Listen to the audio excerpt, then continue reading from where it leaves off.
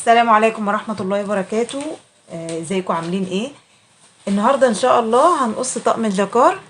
بس هنحط له جبيرة مختلفة عن اي جبيرة بتشوفوها، اللي هي جبيرة الريشة اللي هي دي. لان انا عندي الجبير بس لقيته مش لايق على لون السادة بتاع الجاكار. الجبير اللي عندي كان فاتح قوي، بصوا الدرجة الفاتحة دي، وهنا الجاكار فاتح اصلا، فلقيته ما نطقش معايا، فقلت اجرب احط له الجبير الريشه وهو شكله فيه يعني شايفاه منطقه اكتر. هنعمل موديل مختلف شويه. احنا عملنا الموديل اللي انتوا شايفينه دلوقتي في الصوره.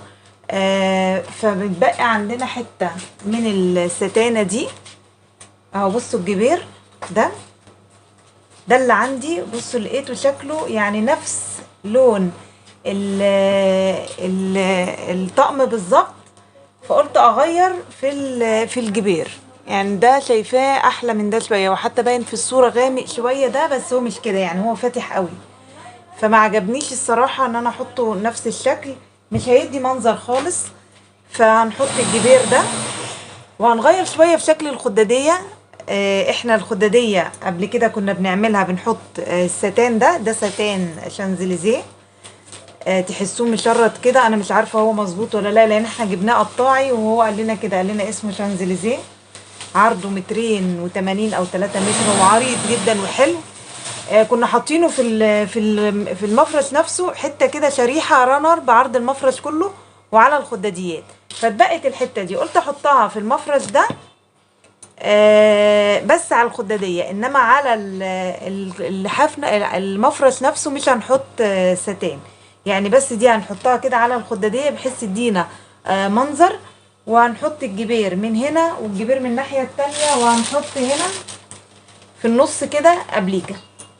هنغير الشكل خالص بتاع المفرش بالجبير وبشكل الخداديه.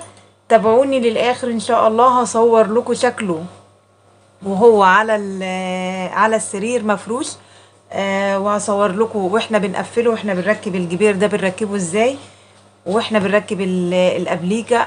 كل تفاصيل الطقم هصورها لكم ان شاء الله. نبدا اول حاجه بسم الله. احنا اول حاجه الجاكار ده جايبينه 4 متر وربع. هو الطقم بالظبط هياخد ال4 متر وربع.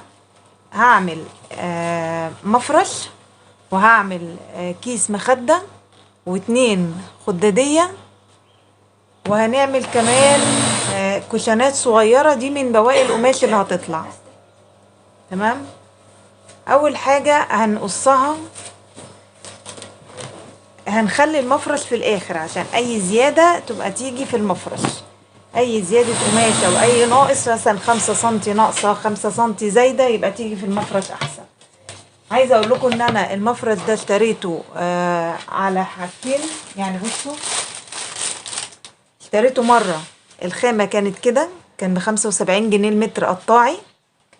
وتاني مره اشتريته دي ماسكه نفسها شويه عن دي طريه قوي، دي مليانه كده ماسكه نفسها شويه عنها وافتح شويه منها. دي اغلى تعتبر يعني، دي الخامه دي اغلى من الخامه دي.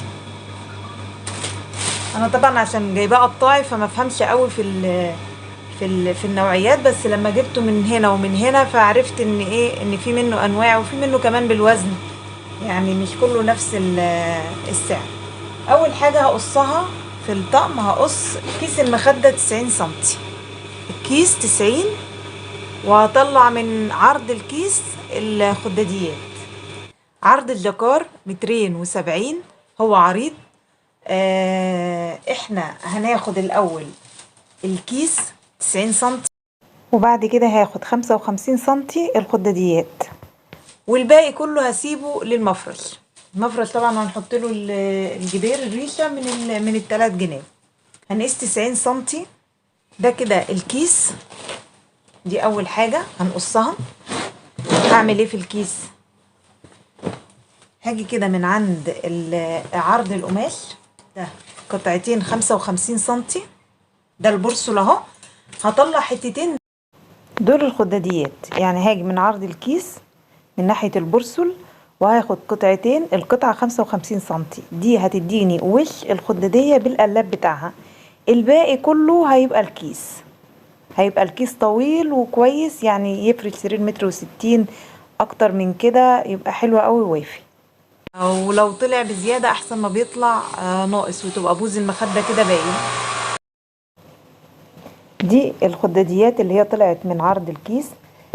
هنمسكها كده، دي 1.10 متر، هنقسمها بالنص. 1.10 متر طبعا في 90، هنقسمها بالنص كده ونقسمها قطعتين. دي هتبقى وش الخداديتين، يعني انا عندي خداديتين، دي هتبقى وش الخدادية بالقلابة بتاعتها.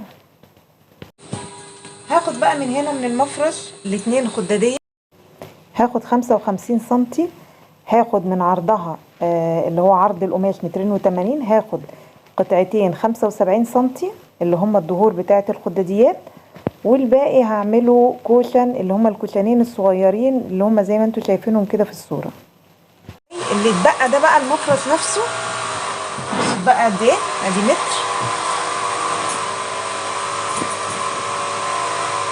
مترين 275 سنتي. ده كده حلو جدا للمفرش. هنحط له بقى الجدار من ال3 جناب، هقول لكم هنحطه ازاي.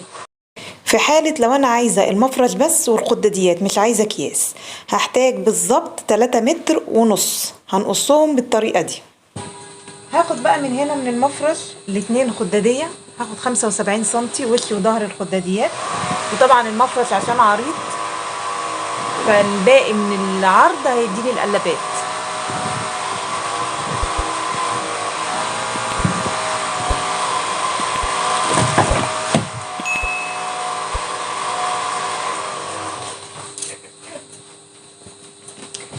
دي الخداديات هوريكم دلوقتي هنقصها ازاي. اللي اتبقى ده بقى المفرش نفسه.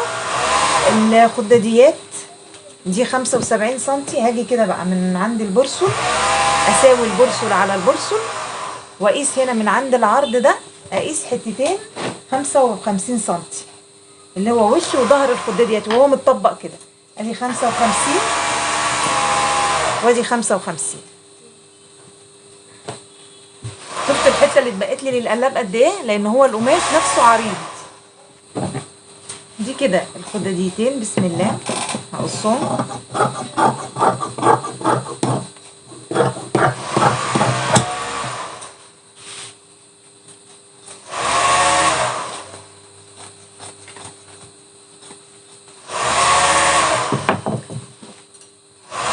اخد قطعتين منهم دول الوش، والقطعتين دول الظهر. طبعا همسك دي كده وخليها 55 سنتي عشان تبقى القلاب.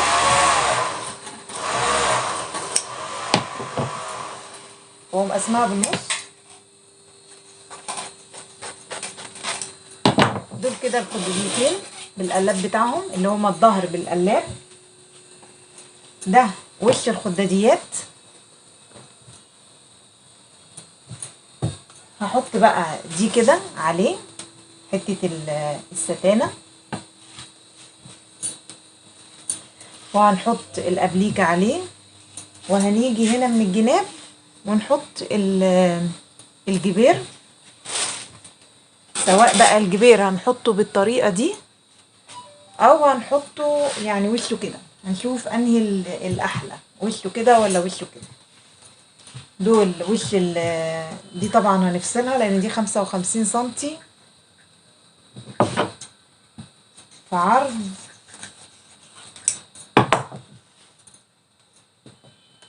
عرض 45 سنتي، ونحطها كده جواه. 2 أبليكة كده. خلص المفرش قص. اللي اتبقى مني بس الحتة دي. هنقفل بقى المفرش. تابعوني ان شاء الله في حلقة التقفيل عشان نشوف شكله هيتقفل ازاي، وفي حاجات كده صغيرة في تركيب الجبير هقول لكم عليها، وبرده في الأبليكة. والسلام عليكم ورحمة الله وبركاته.